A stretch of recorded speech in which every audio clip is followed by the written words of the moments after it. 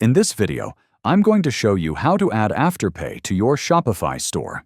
If you want to offer flexible payment options to your customers, integrating Afterpay is a great choice.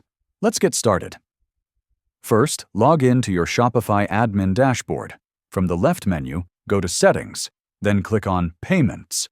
Under the Additional Payment Methods section, click Add Payment Method. Search for Afterpay, then select Afterpay, ClearPay in some regions. Click Activate. Now, you'll need your Afterpay merchant ID and secret key.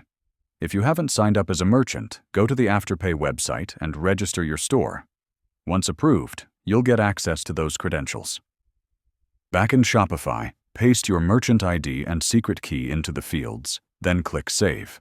Afterpay is now active on your checkout page. You can also add Afterpay messaging to your product pages. Just install the Afterpay messaging app from the Shopify App Store and follow the steps to customize the appearance. And that's it. Afterpay is now live on your Shopify store.